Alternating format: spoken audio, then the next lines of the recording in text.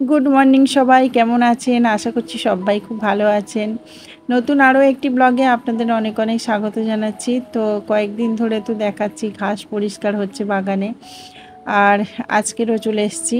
তো অনেক দিনেকার আগেকার ব্লগ বলে মনেই নেই যে এটা কোন দিন। তো বন্ধুরা, পুরো ভিডিওটা দেখুন, আশা করছি ভালোই লাগবে। আর হ্যাঁ, এই ভিডিওগুলোতে তো আমি সারাদিন কী কী করি না করি সেগুলোই আপনাদের সাথে শেয়ার করি। তো এখন যেহেতু এই কাজগুলো আমার করতেই হচ্ছে, সেই জন্য এই কাজগুলো আপনাদের সাথে দেখাচ্ছি, মানে শেয়ার করছি। তো এই দেখুন, এখানে কিন্তু অনেকটা জায়গাতে আমি এই বস্তা কেটে কেটে পেতে দিয়েছি যাতে ঘাস না ওঠে। বর্ষার সময় একদিক দিয়ে ঘাস উপড়াতেই থাকি, আবার একদিক দিয়ে গজাতে থাকে। তো যাতে এটা না হয় সেই জন্যই ওই জায়গাগুলোতে আমি ওই যে বস্তা কেটে দিয়েছি। আর আজকের এতটা ঘাস আমি উপড়েছি। তো ক্যামেরা অন করা হয়নি, তারপরে এই এখন বাড়িতে চলে যাব, তার আগে ক্যামেরাটা অন করলাম। তো এখন আমি সবজি তুলবো, এখন সবজি তোলার পর তারপর বাড়িতে যাব। সকাল থেকে এসে কাজকর্ম করছি, কিন্তু এই সমস্ত কাজ কতক্ষণ আর দেখাবো বলুন, সেই জন্য আপনাদের সাথে তেমন একটা দেখানো হয়নি। তো এখন সবজি তোলার পালা। সবজি তুলতে আমার দারুণ লাগে, আর সবজি তোলা দেখতেও আপনারা খুব ভালোবাসেন, সেই জন্য এই যে এখন দেখুন বেগুনগুলো তুলছি। আর মোটামুটি বেগুন হচ্ছে এখন 3-4 রকম জাতির বেগুন এখানে আছে। ওই যে বেগুনি কালারের বেগুন আছে, কাঁটা বেগুন আছে, তারপর সাদা বেগুন আছে। প্রতিটা গাছে দেখছি বেগুন হয়ে রয়েছে, তো এগুলোকে তুলে নেব। আর এই গাছে না কোনো রকম সার দেওয়া হয়নি, সেই জন্যই এই বেগুনগুলো এরকম সাইজ হয়েছে। কিন্তু এই বেগুনগুলো অনেকটা বড় হয়, আবার এইগুলো কুলি বেগুন, এগুলো একটু ছোট টাইপের হয়। তো সব রকমের বেগুন গাছ এখানে আছে। তো যে কটা বেগুন হয়েছে সব কটাই এখন তুলে নেব। আর হ্যাঁ, গাছে কতটা পরিমাণে ফুল হয়েছে দেখুন বন্ধুরা। এখানে একটাই মাত্র জবা গাছ বসিয়েছিলাম, তো সেই গাছটা অনেকটা বড় হয়ে গেছে। আর এই গাছে মোটামুটি 30-40টা করে ফুল প্রায় সময় প্রতিদিন ফুটে থাকে।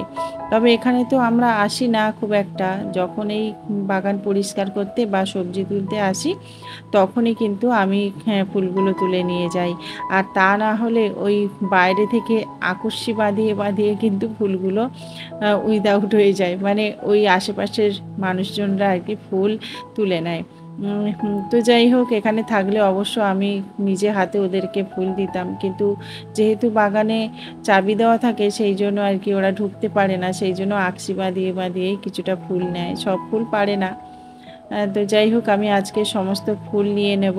আর আজকের ওই যে সবজি তুলেছিলাম দেখতেই পেলেন যে ওই একটা কলার কাঁদি কেটেছিলাম। তো কলাও হয়েছে, থোড় হয়েছে, কিছুটা ভেন্ডি হয়েছে, কিছুটা পুঁই শাক হয়েছে। তো সেগুলোকে নিয়ে বাড়িতে চলে এসেছিলাম, তারপরে আমি স্নানও করে নিয়েছি। আর ছাদটা দেখে না একদমই ভালো লাগছে না, অথচ আমার স্নান হয়ে গেছে। তো ছাদে একদম মানে ফুল ভর্তি হয়ে গেছে পড়ে। তো যাই হোক, এসে আবার ভোগ জলটা দিয়ে দিয়েছি, সকালবেলাকার ভোগ জলটা। এখন কিন্তু অনেকটাই সকাল, খুব ভোর ভোর গিয়েছিলাম, তো সেই জন্য অনেকটা সকালবেলা আমি বাড়িতে চলে আসতে পেরেছি। আর এসেই প্রথমে স্নান করে নিয়েছি, এখন জামা কাপড়গুলো রোদ্দুরে মেলে দিচ্ছি। আর ছাদটাকে এখন ঝাড় দেবো, কেমন একটা লাগছে না দেখুন।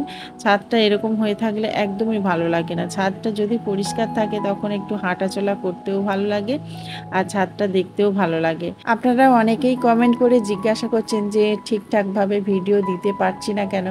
তো সত্যি কথা বলতে কি, ভিডিও দেওয়ার ইচ্ছাটাই যেন কোথায় হারিয়ে যাচ্ছে জানি না। দিনে দিনে কেন ভিডিও দিতে মন চাইছে না, শরীরে অলসতা এসে জড়ো হয়ে গেছে। আর অন্যান্য দিকের কাজকর্ম তেমনভাবে করছি, তো ভিডিও দিতে যেন মনই চাইছে না। এই দেখুন না, এই ভিডিওগুলো কতদিন আগেকার, সেই যে জামাই ষষ্ঠী হয়েছে, জামাই ষষ্ঠীতে গিয়েছি, আপনারা শর্ট ভিডিওর মধ্যে দিয়ে দেখেছেন, কিন্তু সেই ভিডিওটা এখনো পর্যন্ত, মানে বড় ভিডিওটা এখনো পর্যন্ত আমি আপলোড দিতেই পারিনি, সেই পর্যন্ত আমি এসেই পৌঁছাইনি। কারণ তার আগে যে ভিডিওগুলো করেছি সেগুলোই আমি এডিট করার সময় পাচ্ছি না।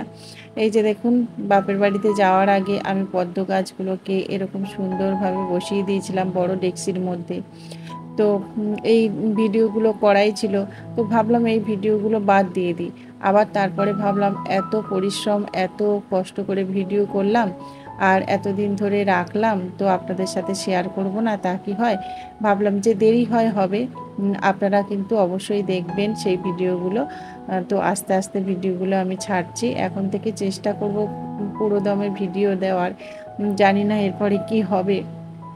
তো ওই যে বললাম না, মন থেকে একটা ইচ্ছা শক্তি আগে যেমন কাজ করতো, এখন যেন তেমন ইচ্ছা শক্তি আর পাই না। কোথাও যেন ইচ্ছা শক্তিটা হারিয়ে গেছে। আর এই যে বর্ষাকাল পড়ে গেছে না, চারিদিকে আবর্জনা পরিষ্কার করতে হচ্ছে। তারপর গাছগাছালি নিয়ে এখন এত ব্যস্ত হয়ে পড়েছি যে ভিডিওর প্রতি তেমন একটা ইচ্ছা শক্তিই নেই। তো যাই হোক, ওদিকে আমি ভাতটাকে বসিয়ে দিলাম। আর সকালবেলা না একটু সিদ্ধ ভাত খাওয়ার ইচ্ছা হচ্ছে, সেই জন্য সকালবেলা সিদ্ধ ভাতটাই বসালাম। তো একটু বেলা হলে পরে আবার ভাত বসাবো বা অন্য রান্না বান্না করব। তো সকালবেলা সিদ্ধ ভাতটা খেতে ইচ্ছে হচ্ছে, মানে কি বলবো, খালি পেটে এতক্ষণ কাজ করেছি যে মনে হচ্ছে একটু ভাত খেলে ভালো হয়। তো সেই জন্যই সিদ্ধ ভাতটা বসিয়ে দিলাম। আর আজকে দেখুন মেঘ মেঘ করছে। আর আমার ওইদিকে যে একটা ভাড়া মতো আছে না, সেখানে আমি কত জিনিসপত্র রেখেছি, সেগুলোই আজকের গোছগাছ করব, কারণ সেখানে না প্রচুর পরিমাণে জল ঢুকছে দেখলাম। তো ভালোভাবে ওখানে যদি না পরিষ্কার করে রাখি, তারপর ওই প্লাস্টিক দিয়ে ঢেকে রাখি, তাহলে এই জিনিসগুলো নষ্ট হয়ে যাবে।